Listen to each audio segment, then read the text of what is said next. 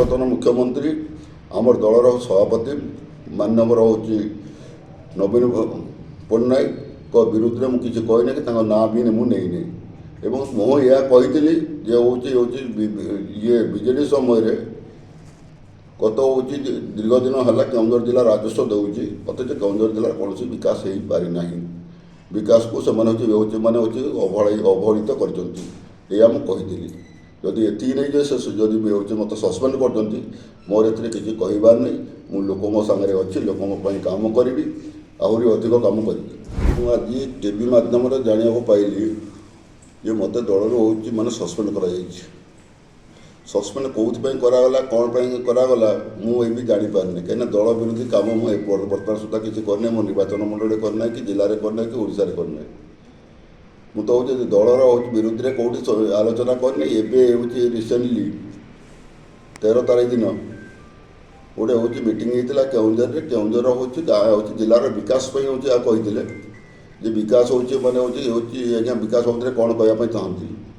ମୁଁ କହିଲି ଯେ ବର୍ତ୍ତମାନ ଯେଉଁ ମୁଖ୍ୟମନ୍ତ୍ରୀ ସେ ତା'ର ବିକାଶ ଧାରାକୁ ନେଇଛନ୍ତି, ଯଦି ଖାଲି ତ ଭିତ୍ତିପ୍ରସ୍ତର ସ୍ଥାପନ କରିଦେଲେ ହେଇଯିବନି।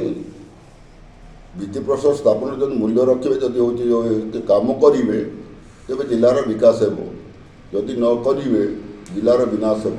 ଏ ବାବଦରେ ମୁଁ କହିଥିଲି ଏବଂ ମୁଁ ଆଉ ମଧ୍ୟ କହିଥିଲି ଖାଲି ଭାଷଣ ମାଧ୍ୟମରେ କହିଲେ ହେବନି, ଭିତ୍ତିପ୍ରସ୍ତର ସ୍ଥାପନ ମାଧ୍ୟମରେ କହିଲେ ହେବନି।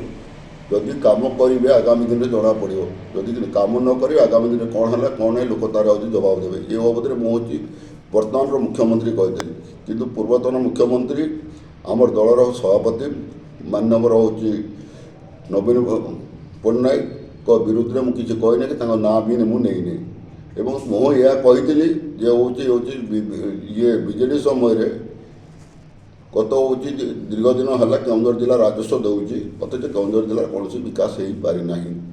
ବିକାଶକୁ ସେମାନେ ଅବହେଳିତ କରିଛନ୍ତି ଏହା ମୁଁ କହିଥିଲି।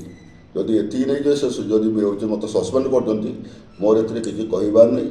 ମୁଁ ଲୋକଙ୍କ ସାଙ୍ଗରେ ଅଛି, ଲୋକଙ୍କ ପାଇଁ କାମ କରିବି, ଆହୁରି ଅଧିକ କାମ କରିବି।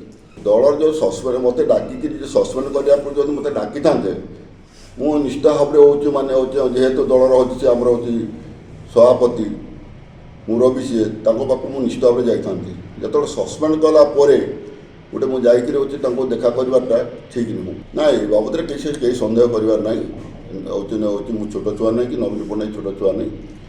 ସେ ନିଜକୁ ନିଜେ ବିଚାର କରି ସେ ତ ଦେଖନ୍ତୁ ବର୍ତ୍ତମାନ ସରକାରରେ ନାହିଁ।